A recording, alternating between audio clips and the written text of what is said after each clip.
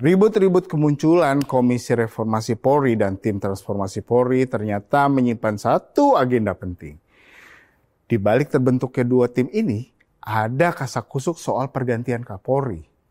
Secara periode, Kapolri Jenderal Listio Sigit Prabowo merupakan yang paling lama sejak era reformasi. Beliau sudah menjabat selama 4 tahun 7 bulan. Hal ini menimbulkan keresahan soal regenerasi di tubuh Polri. Demonstrasi berujung kerusuhan pada 25 Agustus sampai awal September lalu semakin menguatkan agenda pergantian Kapolri. Peran polisi disorot habis-habisan karena dianggap tak becus menangani demonstrasi ini. Sementara itu, muncul gerakan-gerakan untuk menyiapkan kandidat pengisi kursi Tribrata 1. Seperti apa perkubuannya? Mari kita kupas perkaranya.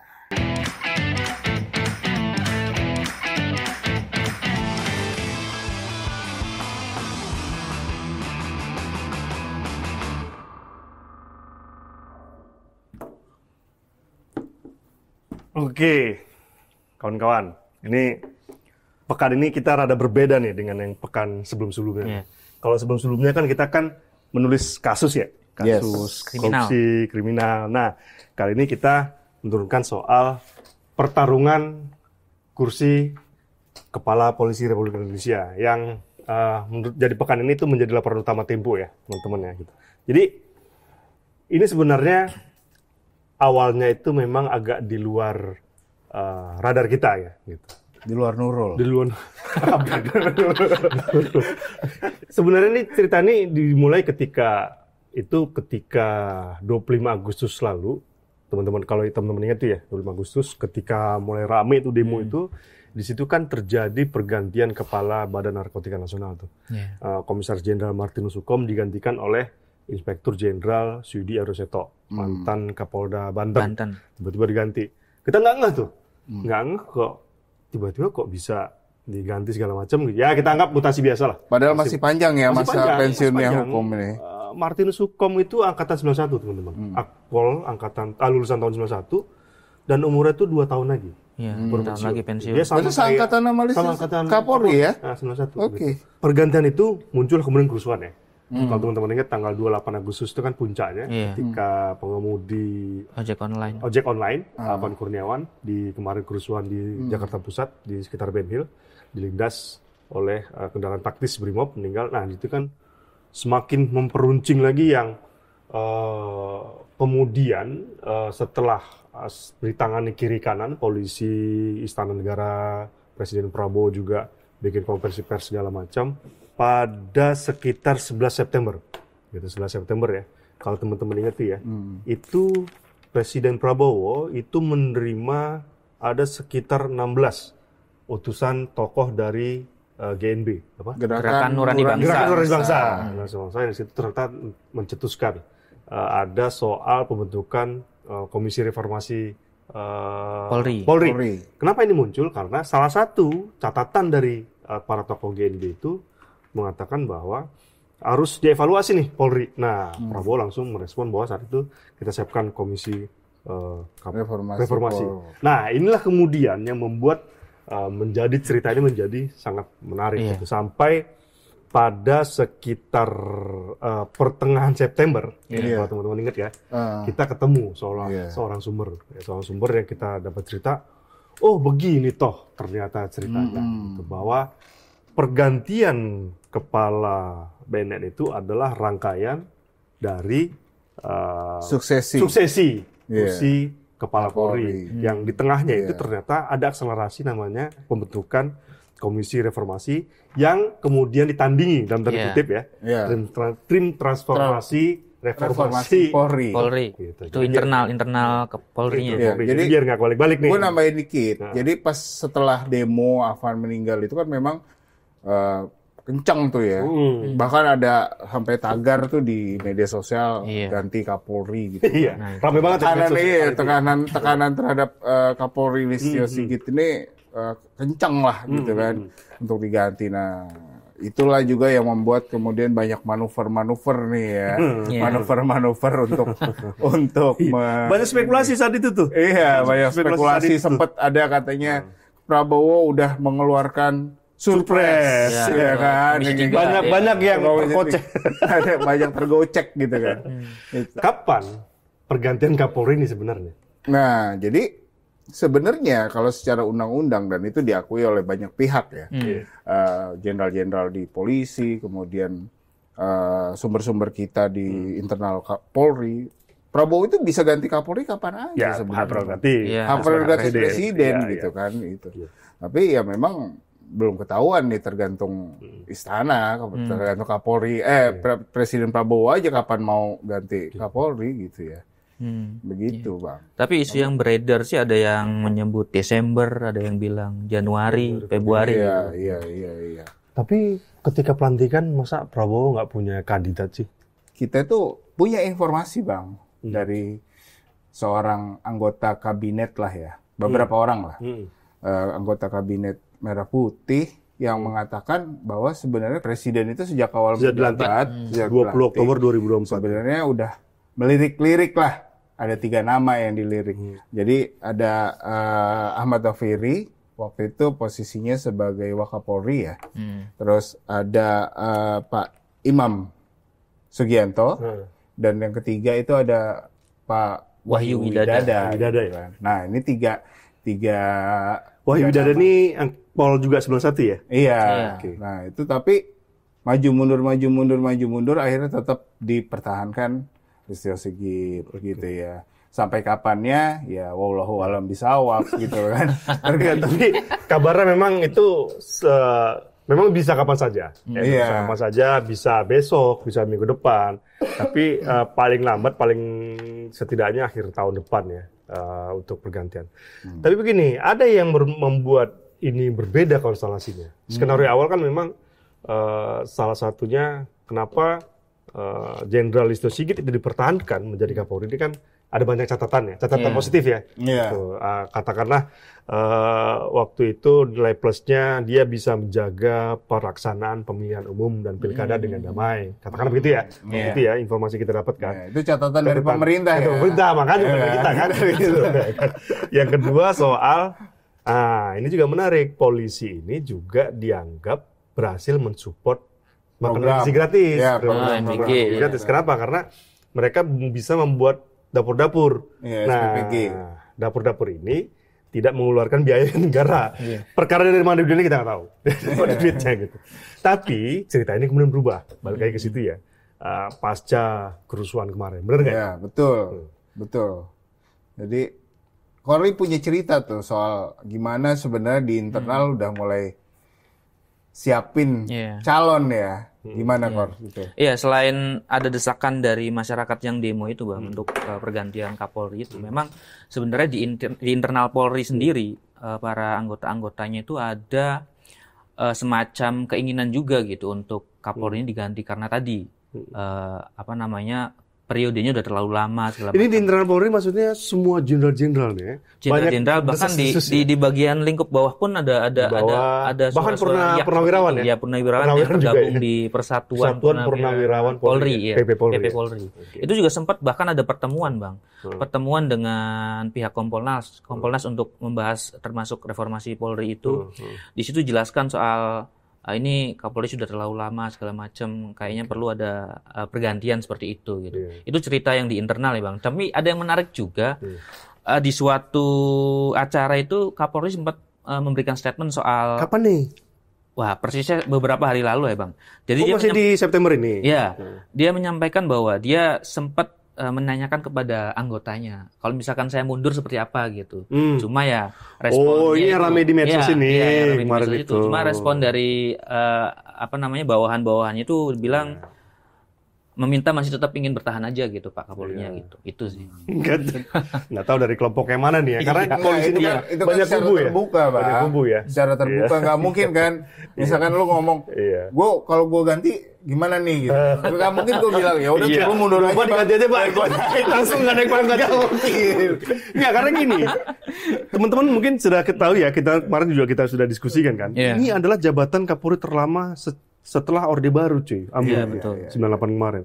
Kemarin tuh bahkan Pak Badrodin Haiti itu hanya hitungan bulan tuh, sebulan atau 2 bulan tuh menjadi Kapolri. Dan itu hanya PJ kan, bukan definitif gitu. Jadi ini 4 tahun 7 bulan ya. Iya. Dia Jenderal Sigit menjabat Kapolri sejak Januari 2021 sampai sekarang. Itu kira-kira 4 tahun 7 bulan. Dan ini kan proses terlama dan cerita internal itu mungkin cerita soal kaderisasi. Iya, Karena beliau ini kan 91 nih. Iya. Sementara ada 9 angkatan 92, 93, 94, 95. Ini yang juga masih menunggu.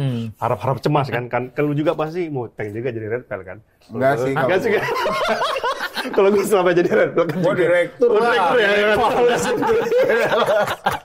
Oke ya. Tapi selain itu juga ternyata Kompolnas juga nyiapkan ya. Iya, Kompolnas itu sebenarnya ini nggak berkaitan langsung dengan pemilihan ya. Memang program Kompolnas punya program namanya rekam jejak, Bang. Jadi Kompolnas ini sekaligus ini resmi ya, official ya? Resmi official, Bang. Okay. Sekaligus beberapa pemeriksaan ke daerah-daerah soal kasus yang penangkapan demonstrasi itu. Ternyata Kompolnas juga membuat rekam jejak itu. Jadi Kompolnas mengundang berbagai stakeholder ya dari tokoh masyarakat, tokoh agama segala macam dan diberikan link Google Form yang isinya itu kuesioner penilaian para petinggi Polri lah yang pernah bertugas di beberapa daerah gitu. Salah satu yang sempat kita diperlihatkan itu form dari di waktu kunjungan di Polda Jawa Timur. Di situ memang muncul ini nama-nama yang akan dinilai itu, Bang. Lu sempat intip tuh ya? Bisa lihat nih. Saya foto, boy. Ada beberapa nama sih yang pernah di Polda Jatim ya. Salah satunya itu Wakapolri sekarang, Pak Dedi Prasetyo. Kemudian Fadil Imron. Itu juga ada beberapa. Ada sekitar 18 Niko Afinta nama. juga tuh. Iya, ada 18 nama, Bang. Kalau yang di Polda Jawa Timur itu. Tuh ini, ada banyak. Banyak sih. Iya banyak sih. Ini nama-namanya. Cuma ini baru proses ya, Bang, belum detail sampai akhirnya nama ini nanti akan dimasukkan ke dalam database. Nah, database ini nantinya akan diberikan kepada presiden ketika presiden sudah meminta akan ada pergantian Kapolri baru. Gitu. Jadi siap-siap dulu lah ya. Iya, setidaknya. Kalau calon yang di luar itu gimana? Yang di luar ini sejauh ini sih kan ada beberapa nama ya yang muncul di pemberitaan itu. Salah satunya itu ada Suyudi Aryo Septo itu. Tunggu. Jangan sebut nama dulu. Kita sebelum sebut nama, kalau sebut nama, biar teman-teman juga nanti biar curious mana. Nah, kita ceritakan dulu karena ada momentum penting adalah yang penting salah satu kita sebutkan adalah kenapa ini kemudian muncul. Ini muncul kan gara-gara kerusuhan ya, 25 Agustus kemarin kan ada segala macam. Nah, lu bantu dulu dong bikin timeline-nya. Dari 25 Agustus sampai pembentukan tim transformasi. Karena ini penting, Pep, untuk menjelaskan konteks pada teman-teman apa yang sebenarnya terjadi dan kenapa kursi Kapolri ini dibahas gitu. Jadi tanggal 25 Agustus sampai tanggal 2 September itu kan demo nih. Ya. Nah, di sini memang banyak peristiwa nih di sini. Ini kan demonya temanya adalah saat itu soal fasilitas DPR nih, Rame. Iya, awalnya itu demo itu soal DPR ya, yang dipermasalahkan itu kan waktu itu tagarnya itu bubarkan DPR. Iya. Awalnya. Itulah kemudian direspons oleh Sahroni CS. Iya, kan? Yang dia mengatakan bahwa orang yang pengen bubarin DPR. Nah, di sini di tengah-tengah sini tuh ada peristiwa pelindasan tanggal 28 Agustus. Di sini ya. 28 Agustus. Ini ada pelindasan ojol. Pelindasan pengemudi ojol ya. Afan Kurniawan. Afan Kurniawan Akalah. Nah, setelah ini itu panas isunya langsung berubah. Langsung berubah nih. Langsung banyak lah. Pokoknya menghujat Polri dan segala macam, termasuk muncul tagar ganti Kapolri. Nih, ganti Kapolri. Beberapa kantor polisi juga kan sempat jadi serang ya, ada dibakar dan segala macam. Bahkan Polsek Cipayung di ujung sananya diserbu. Muncul desakan untuk ganti Kapolri. Atas desakan ini kemudian ada pertemuan. Ini poin-poin pentingnya aja ya. Iya. Gua nggak detailin ini. Ada pertemuan antara GNB dengan Presiden Prabowo. Oh, itu 11 September. 11 September nih. Tapi di fase itu sebelum di fase ini udah banyak tuh penjarahan rumah Saroni. Penjarahan rumah Saroni termasuk Kapolri ketemu Prabowo di Hambalang segala macam ya kan. Oke, itu yang Kapolri ketemu di Hambalang yang Kapolri itu bilang ya siap diperintah ya sebagai presiden. Iya. Nah, ini 11 September ini pertemuan Kapolri Presiden Prabowo. Iya. Temuan Prabowo. Itu yang tadi di awal saya katakan ya. Iya, dengan GNB. GNB Gerakan Nurani Bangsa. Nah, ini muncul kemudian tagar reformasi Polri. Nah, ada peristiwa penting lagi satu di sini nih. Yang kemudian Prabowo kan bilang katanya akan membentuk komisi reformasi Polri. Nah, tanggal 17 September. Jangan balik. Ya. 17 September banyak peristiwa nih di sini. Pertama, pelantikan Ahmad Doviri. Oke. Nah, Ahmad Doviri yang kabarnya digadang-gadang sebagai bakal ketua komisi itu ya. Iya, komisi reformasi tadi ya. Ini di sana ya. Ahmad Doviri ini kan mantan Wakapolri nih. Iya. Yang pensiun 1 April kemarin. Kedua, ini ada pembentukan tim transformasi. Tiba-tiba gitu kan ya. Iya. Nggak ada angin, nggak ada hujan, dibentuklah tim transformasi. Reformasi kepolisian. Nah, ini istilahnya istana belum buat. Iya. Tapi tiba-tiba di internal Polri udah buat tim transformasi. Masalahnya adalah ini belum dibentuk ya komisi itu. Sampai sekarang juga belum. Ini sampai sekarang belum ada barangnya. Tiba-tiba sudah. Yang ini udah SK-nya sudah muncul. SK-nya udah muncul 52 jenderal, 52 perwira tinggi. Tinggi menengah Iya. 50 jenderal, 2 AKBP. Iya. Nah, ini yang kemudian dibaca orang sebagai pembangkangan. Iya, ada tim tandingan. Tim tandingan ya. Bahasanya lebih halus lagi, Boy. Tim tandingan. Iya, tim tandingan gitu. Begitu sih sebenarnya. Nah, ini garis besar timeline-nya, tapi di antara ini memang banyak peristiwa pertemuan Kapolri dengan Prabowo, kemudian ada juga di sini juga ada pencopotan Budi Gunawan dari posisi Menko ya. Reshuffle jilid 3. Reshuffle jilid 3, kemudian ada penunjukan Jamari Caniago. Pelantikan Jamari Caniago yang merupakan background-nya TNI. Tara juga. Jadi Menko Polkam. Yang sebelumnya Menko Polkam itu polisi, tiba-tiba jadi TNI ya. Iya, begitu. Jadi sebenarnya kan ada namanya Komisi Reformasi Polri yang dibentuk oleh Istana Negara. Meskipun ini belum definitif nih, belum definitif. Kayak katanya anggotanya 9 lah, yang katanya juga Mahfud NB juga ada di dalamnya. Tapi kan sekarang masih strategi. Nah, ada lagi namanya tim transformasi, reformasi kepolisian yang berisi 50 jenderal dan 2 orang AKBP. Nah, tadi kan udah lu jelasin tuh. Itu muncul 17 September tim transformasi ini bersamaan dengan sprint ya. Bersamaan dengan pelantikan Ahmad Doviri sebagai staf ahli penasihat presiden bidang keamanan gitu kan. Banyak pihak menerjemahkan ini semacam apa tadi bahasa lu yang halusnya tadi?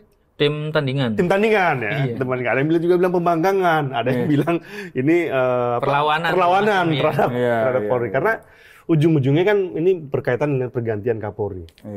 Benar nggak sih itu sebenarnya tim tandingan atau pembangkang atau perlawanan dari Trunojoyo?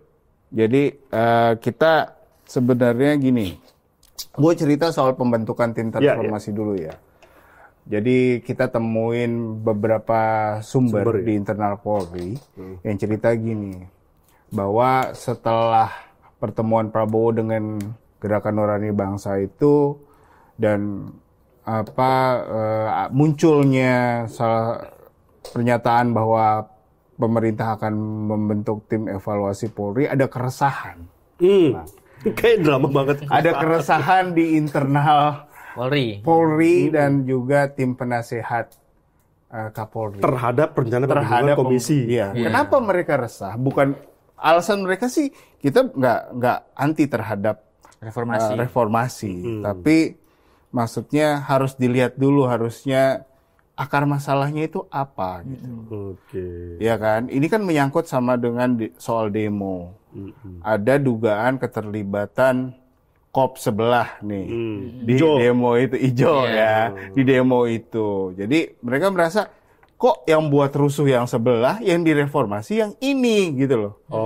Ada perasaan defensif. Iya, kalau mau direformasi dua-duanya dong harusnya dibenerin nih dua-duanya gitu kan. Apalagi setelah itu kan muncul ada yang namanya koalisi masyarakat sipil untuk reformasi Polri, koalisi RFP.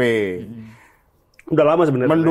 Mendukung pembentukan komisi bentukan istana reformasi bentukan Prabowo itu. Salah satu usulannya itu adalah mereka menilai satuan BRIMOB itu nggak relevan sama Polri karena terlalu militeristik dan karena ini satuan tempur ya. Iya, satuan tempur lah dianggap satuan polisi kan menjaga keamanan begitu. Iya, gitu kan. Nah, ini semakin khawatir lagi gitu loh.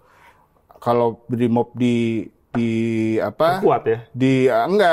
Di Polri itu khawatir kalau BRIMOB dihapuskan dari Polri, ntar kalau ada rusuh, demo segala macam, siapa yang nanganin? Tentara gitu ya? Iya, mau masuk. gitu loh. Kan ada satpam, cuy. Hansip, Bang, sekalian. Hansip suruh ikut terlibat, nggak apa-apa juga. Mereka juga terlibat. Nah, gitu, ada keresahan-keresahan, ada pertemuan antara tim penasehat dengan Kapolri dan juga Wakapolri untuk membahas ini. Tapi kalau menurut versinya Pak Ito Sumardi, mantan Kabareskrim yang sekarang jadi ketua tim penasehat Polri. Ini baru ya, Pak baru, Ito ya? baru September kemarin ya? Iya, baru awal September. Ketua tim penasehat. Bilang katanya 1 September itu dia dipanggil ke Mabes, ketemu sama Wakapolri Dedi Prasetyo. Ya, Pak Dedi minta masukan ke Pak Ito bahwa gimana nih kita mau reformasi Polri gitu. Nah, Pak Ito bilang bahwa sebenarnya kita udah punya konsepnya kok gitu loh. Kita udah punya konsepnya bahkan dari tahun 98 gitu loh. Pak Ito ini kan mantan Kabareskrim ya? Ya, mantan Kabareskrim, tapi memang tidak berjalan dengan baik gitu. Makanya dibentuklah. Kenapa disebut namanya bukan reformasi, transformasi? Karena reformasi itu udah ada 98. Jadi transformasi ini dalam pikirannya mereka melanjutkan reformasi. Jadi apa-apa yang baik yang sudah direformasi oleh Polri, ini dilanjutkan aja dengan konsep yang sudah ada 98 Bisa itu. jadi permainan kata. Karena ini klaimnya justru Pak Sosmar ini mengklaim, kan sudah dari awal September kita malah sudah bikin ini kan gitu ya. Tidak ujuk-ujuk ya gitu. Tidak ujuk-ujuk. Dia nggak salah bilang ini bukan pembangkangan ya. Iya, dia bukan pembangkangan gitu loh. Ini ya cuma supaya membantu aja tim bentukan istana gitu. Tapi di sisi lain juga ada yang membuat internal Polri resah juga, Bang. Seperti ada isu soal ada rencana wacana Polri di bawah Mendagri segala macam. Salah satu keresahan mereka. Itu ya. Di bawah kejaksaan dalam hal penyidikan. Artinya kan gini, kalau menurut Khoury dan Pep ini kan ada keresahan nih ceritanya kan segala macam. Agar mereka bisa defensif, mereka bisa bertahan, nggak pasrah-pasrah aja gitu ya. Nah, mereka bentuklah namanya tim transformasi. Gitu. Apalagi ternyata komisi reformasi ini, teman-teman, itu juga disisipkan kabarnya. Ada soal pergantian Kapolri. Jadi kan caranya itu kan ini bakal diganti. Nah, masalahnya ya seperti kita tahu ya, di Polri sejak dari dulu ya, sejak dari zaman gua reporter lah belasan tahun lalu itu ada namanya pergubuan sangat clear itu, pergubuan di internal Polri, dan memang ini tidak bisa dihapus. Satu sisi positif karena menciptakan saling kaderisasi ya, positifnya gitu. Nah, ini kemudian balik lagi ke cerita kita kemarin, cerita di awal ini bahwa ada cerita ini dimulai dari Martinus Hukom. Jadi saat itu, jadi ini pergantian mendadak nih. Jadi kita juga dapat cerita ini. Mungkin aku gambarkan sedikit ya teman-teman biar clear ya. Jadi ini aku hapus ya. Ya. Jadi ini Pak Martinus Hukom nih, Komisaris Jenderal nih, ya. Ini badan dia kepala BNN nih. Jadi pada 25 Agustus dia dicopot nih. Ya kan? 25 Agustus. Pas demo ya? 25 pas demo tapi siangnya. Iya. Sebelum Afan itu kan Tanggal 28. Afan tanggal 28. Maksudnya kerusuhan itu kan muncul sore. Iya. Jadi kalau teman-teman perhatikan, Iya, sore. kerusuhan itu selalu terjadi sore. Iya. Kenapa? Karena demonya melalui siang. Kalau pagi mereka tidur. Sementara ini serah terimanya ini pagi cuy. Pagi nih, 25 Agustus di Istana Negara bergantian. Nah, beberapa sebelum pelantikan itu Pak Hukom ini sedang menuju Chicago saat itu dia sebagai kepala BNN sedang ingin mendatangi sebuah acara terkait dengan koordinasi penanganan kasus psikotropika di Amerika Serikat di Chicago. Dalam pesawat, kebetulan pesawat ini ada wifi-nya, ada wifi-nya. Ajudannya itu pun tiba-tiba terima kabar. Pak, Bapak diganti Pak, gitu. Bapak diganti pesawat. Dia nggak dapat kabar nih, tiba-tiba ya kan. Wah, kaget deh setengah mati, ya kan. Kaget setengah mati. Dan sampailah dia di Chicago itu, artinya ini jobless cuy. Berarti jobless artinya dia nggak jelas nih sebagai kepala BNN apa enggak. Tapi karena sudah kadung datang ke sana, datanglah ke acara itu. Oke, kepala BNN. Tapi kabarnya Pak Hukom sudah declare, saya akan digantikan oleh pihak lain di acara itu. Gitu. Nah, disitulah pelantikan. Kemudian yang menggantikan adalah namanya tadi Pak Suyudi Aryo Seto. Nah, kalau kita berbicara ini teman-teman, kalau kita berbicara kursi Kapolri, kita berbicara angkatan. Gitu loh. Pak Hukom ini kan Akpol 91. Seangkatan sama Kapolri. Seangkatan sama Kapolri nih, dia nih, ya kan. Nah, Pak Suyudi ini angkatan 94. Nah, 94 ini kemarin cukup populer nih teman-teman. Tahu ya, 94 siapa ya? Ada Ferdi Sambo, ada sekarang Kadiftik ya, Pak Slamet Uliandi. Ada banyak deh, 94 lumayan populer nih. Nah, dilantiklah Pak Suyudi Arseto. Kemudian muncul nih,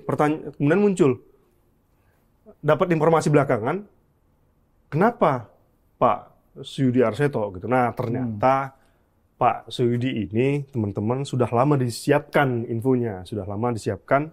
Ini ya beliau ya, Pak Ari Suyudi ya, sudah lama disiapkan untuk menjadi Kapolri dari kubu, katakanlah kubunya Pak Sigit gitu. Dia ini ternyata pertama misalnya kedekatannya dengan politikus, gitu, dari Partai Gerindra gitu. Nah, yang kedua adalah dia ini juga ternyata berteman dekat dengan seorang istri tokoh politikus dari Partai Gerindra gitu. Namanya siapa? Itu? Kita baca dong. Ini menarik teman-teman. Kenapa kemudian dari kubunya Pak Sigit itu langsung menyiapkan calon? Kenapa? Karena sudah ada ternyata calon lain. Kita juga baru mengikuti kemarin. Jadi ada namanya Pak Rudi Darmoko. Irjen Rudi Darmoko. Gitu. Kapolda NTT ya itu? Kapolda NTT. Nusa Tenggara Timur ya, teman-teman ya. Nah, dia ini Akpol 93. Ini Adi Makayasa kawan. Adi Makayasa itu angkatan terbaik ya, personel terbaik ya di lulusan itu di 93 dia terbaik Makayasa nih.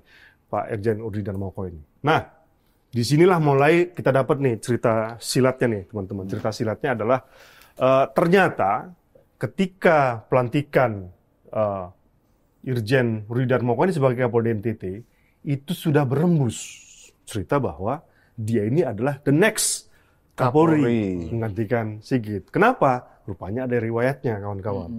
Rupanya beliau ini, bapaknya itu adalah seorang personel Kopassus yang bernama Letnan Kolonel Jumadi. Letnan Kolonel Jumadi ini pelatihnya Pak Prabowo ketika di Kopassus dulu di Gunung Tidar gitu, di Gunung Tidar gitu. Nah, sekitar 2025 kemarin itu rame-rame tuh. Ini kan dia dilantik sekitar Maret ya, Maret. Nah, mereka tuh rame-rame Komisi 3 DPR ya. Komisi Hukum yang membidangi hukum. Rame-rame ke sana. Nah, di sana pertemuan tuh ada waktu itu masih ada Sahroni, masih ada Pak Habibur Rahman, masih ada MC di Komisi 3 ya. Nah, di situ tuh sudah dijelaskan tuh, wah ini sudah sebut-sebut nih sebagai calon Kapolri, the next Kapolri. Calon Kapolri. Masalahnya, kayaknya ini tidak sekubu dengan Pak Sigit, gitu, tidak menerima Pak Sigit nih. Nah, untuk menjadi kursi Kapolri teman-teman, butuh namanya tempat sebagai bintang 3, gitu. Ini penting nih, ini pengetahuan juga buat teman-teman, buat publik juga. Nah, kenapa butuh kursi kepala BNN? Karena menjadi kepala BNN itu bintangnya 3. Suidi ini kan awalnya kan Irjen waktu jadi Kapolda Banten. Akhirnya dia butuh bintang 3 nih. Berarti tinggal sedikit lagi lah ya, tinggal nunggu waktu aja ya. Pasti itu. Setiap, kalau pernah teman-teman perhatikan, setiap Kapolri, meskipun cuma hanya 3 hari, ada pernah tuh, berapa hari doang tuh. Iya. Satu Kapolri itu. Timur Pradopo cuma sehari. Gue bilang, lo aja bilang. Gue mau nyimpen tuh sebenarnya. Pak Timur itu. Pak Timur itu hanya berhitungan hari tuh. Iya. Hitungan hari menjadi, waktu itu zaman Pak SBY, Presiden. Iya. Dia menjadi Kabaharkam. Kabaharkam ya saat itu ya. Kabaharkam. Langsung jadi Kapolri gitu. Nah, kita Semarang masih nggak ngeh nih. Kenapa nggak ngeh? Karena masa sih BNN, gak di BNN menjadi Kapolri gitu kan. Iya. Ternyata kawan-kawan, ya kan, ada 2 mantan kepala BNN yang jadi Kapolri. Namanya Pak Dai Bahtiar dan Pak Sutanto. Gitu. Oh iya, ternyata presisius gitu kan. Nah, sekali lagi bicara soal bintang 3, ini kan karena biasanya dari kabar reskrim ya. Kabar reskrim. Tradisinya ya. Dari kabar pokoknya kalau non Kapolri itu biasanya kabar reskrim. Nah, Pak Sigit kan kabar reskrim nih. Iya. Siapa lagi kabar reskrim? Banyak lah, beberapa. Banyak lah. BHD betul. Zaman dulu. Dan Nuri betul. Gitu. Nah, artinya dia butuh kan posisi bintang 3 kan. Iya. Masalahnya bintang 3 ini sekarang sudah penuh, teman-teman. Sudah penuh. Yang tersisa 2. 1 namanya BNPT. Oh, iya. Ini menarik, cerita menarik juga nih. Ini namanya Pak Edi Hartono ya, kepala BNPT ya. Pak Edi Hartono ini beliau ini angkatan 89 kok ya. Iya. Udah pensiun ya? Pensiun. Nah, baru pensiun nih. 89. Nah, dia ini harusnya kan per Mei kemarin kan pensiun. Artinya dia tidak lagi dong menjadi kepala BNPT. Iya. Kepala BNPT nih, ya kan? Karena biasanya kepala BNPT masih aktif ya, Bang? Iya. Aktif biasanya memang, ya kan? Pernah dulu hanya Pak Ansat Mbae, tapi itu pun adalah transisi dari Kemenko Polhukam menjadi BNPT. Waktu itu belum BNPT namanya, gitu. Sekarang menjadi BNPT, muncullah namanya Pak Edi Hartono. Nah, dilalah Kapolri memperpanjang pelantikan Edi Hartono. Jadi, meski sudah dia pensiun, Pak Edi ini sudah tetap diangkat jadi kepala BNPT. Kenapa kita sorot BNPT ini, cuy? Karena Pak Tito Karnavian dulu sebelum menjadi Kapolri menjadi kepala BNPT. Kepala BNPT itu juga bintang 3, kawan. Gitu. Jadi ada jalurnya nih. Ada jalurnya lah ya. Iya, jalurnya. Ini dicegat nih. BNN dicegat, BNPT dicegat gitu. Ada tinggal tersatu lagi kursi namanya Kabaintelkam. Kabaintelkam ini kemarin dipegang oleh Pak Komjen Ahmad Wiyagus, ya kan? Ahmad Wiyagus. Beliau ini angkatan 89. Wiyagus. Oh, sama Pak Edi ya? Sama. Dia Pak Dedi 90. Edi Hartono 89. Pak Krisnanda, Ketua Tim Reformasi, itu 89 juga tuh. Gitu. Nah, Pak ini kemarin kita tunggu nih ya, kalau kita rame-rame kan, tanggal 27 September nih kemarin, beliau ini pensiun. Kita tunggu karena kita tunggu, bener nggak nih Pak Irjen Dudi Darmoko, ternyata yang menggantikan Pak Yuda, Irjen Yuda ya, kemudian menjadi Kabaintelkam. Makin agak bukan menutup peluang ya, makin jauh lah kursi dan makin kuatlah kemudian Pak Sudi Arseto menjadi kursi kepala Polri. Jadi ini memang cerita silatnya sih, tapi memang sekali lagi teman-teman, ini tidak menutup kemungkinan ya. Tetap saja ada tiba-tiba calon lain muncul menjadi calon Kapolri. Yang mungkin kita tidak tahu ya siapa. Tapi yang perlu dicatat adalah setiap calon Kapolri harus bintang 3. Itu wajib tuh. Walaupun cuma sehari juga nggak apa-apa ya. Walaupun dia dari Brigjen, pindah 2 hari kemudian jadi Irjen, pindah 3 hari kemudian jadi Komjen. Pokoknya harus begitu teman-teman. Nggak bisa langsung dari Irjen, langsung jadi Kapolri itu nggak bisa gitu. Jadi itu yang perlu diceritakan gitu. Nah, siapa yang ketemu Pak Edi Hartono? Lu ya kemarin ya?